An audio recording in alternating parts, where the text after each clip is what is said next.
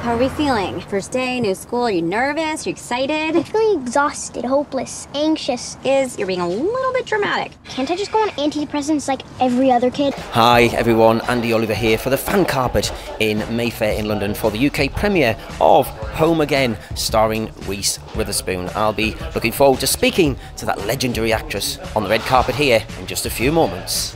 Well, this is a story of a woman who separates from her husband and moves to her hometown of Los Angeles, meets these three aspiring filmmakers, and they wind up moving in with her and her two daughters. So for me, I love romantic comedies that have intertwined relationships. I love Woody Allen movies where it would, he'd be in love with her, who was married to him, who was dating her, who was the sister of this person. So for me, it was interesting to just bring all these people under one roof and see the dynamics that would sort of evolve from there. Nancy and Hallie write really good movies that you can relate to, the audience can relate to, doesn't she? Yeah, for sure. I think there's a reason you watch Nancy Meyers movies over and over, like It's Complicated or The Intern or Holiday. They're just really infinitely watchable because I think we see ourselves in those parts. How does it feel to have your own mother behind you all the way with us here and during the making of the movie? To do this with a family member, it's great, and it's been that way all through. From the writing process to making the film to editing the film, having her as a resource and such an experienced filmmaker, it was endlessly rewarding. I'm the sort of, me and Reese's character are married, but we're sort of separated, and we're on different sides of the country, and the idea is that I'm maybe going to come out and we're going to maybe try again, we're not sure, but when I get there, Reese has sort of decided to move on, but I want things to get back together again, and she's now living with these three young guys, which I'm very, very upset about, and so whilst I'm there, I try and sort them out. It doesn't quite go to plan. How much involvement did you have with the screenplay? Did you feel that you had to have more involvement with it being your daughter, or just let her get on with the job, sort of thing? Well, both. When I read it, she wasn't done, so she was looking for notes. So I gave her what I thought were notes. She took them or she didn't take them. I didn't say, you must make her say this in this scene, but I said maybe it's a good idea if this happens about here or...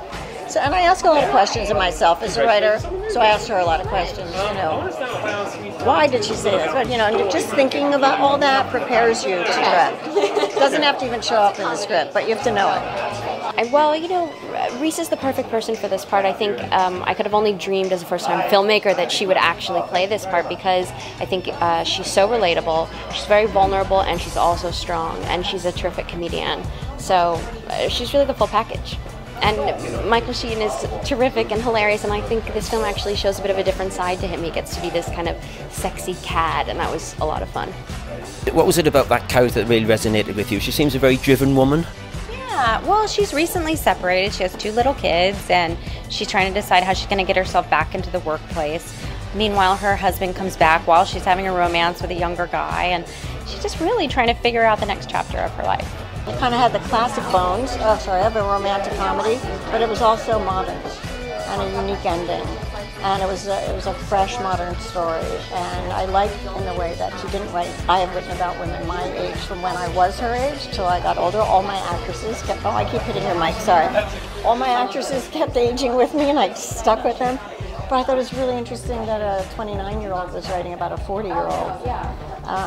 Not that you have to write your own age, but I've happened to have done that. So I found that really cool. I like that there were kids in it that were interesting parts for children. They weren't just the kids that delivered the joke. So there's just everything about it. I love the subject matter. I was excited for her, and when she asked me to produce it, I said, yes, I will, and I've never done that before. Produce someone else's movie. I enjoyed it. Yeah, I mean, being Dean Cundy's one of the Back to the Future, just to say one film. How did you get him involved in this project?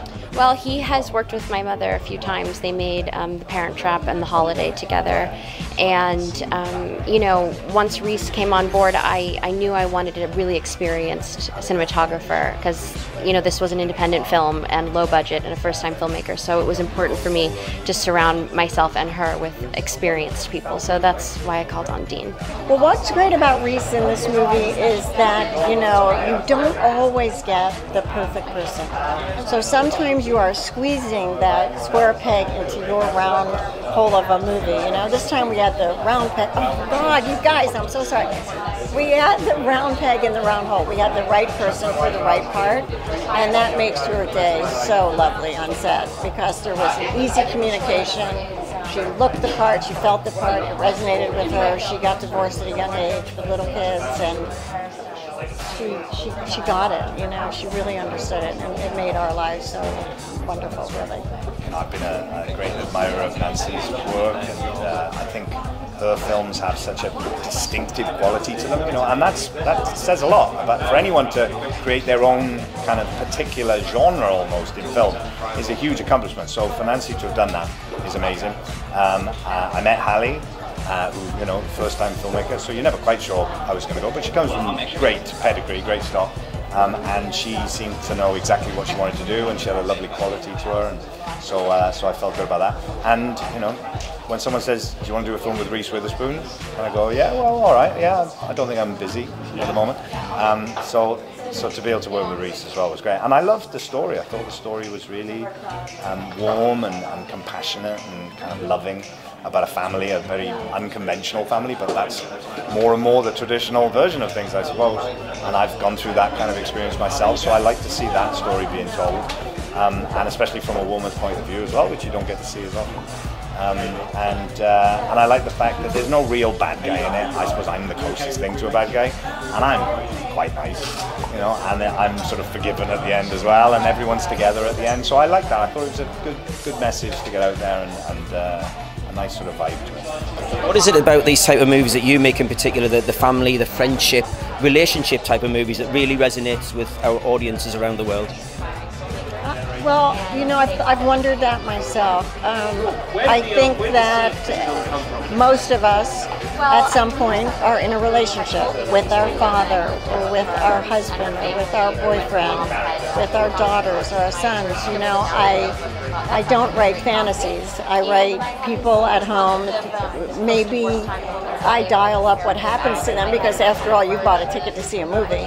So I'm not going to show you exactly what happens in my living room, but it is all based on things I've lived through, or I understand, or I've seen my friends live through. So I just think relatability, and I think humor is a good calling card.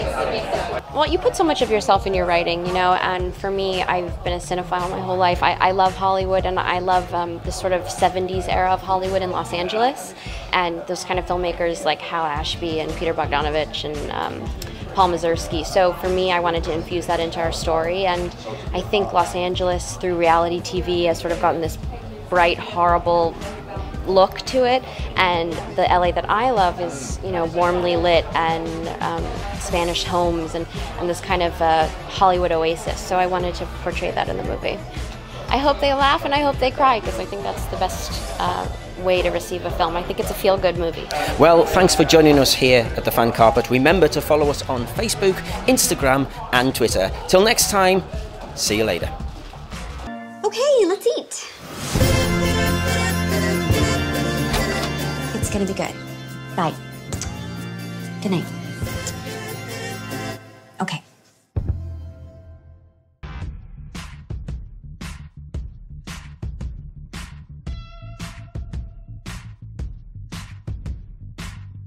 Thank you for watching the Fan Carpet. If you like this video, be sure to click that thumbs up button at the bottom of your screen. And also be sure to subscribe to the Fan Carpet YouTube channels. They're absolutely free and so much fun too. Be sure to check out the official website, thefancarpet.com. Also, you can follow us on Facebook, Twitter, and Instagram to stay up to date with reviews, competitions, the latest news, and so much more.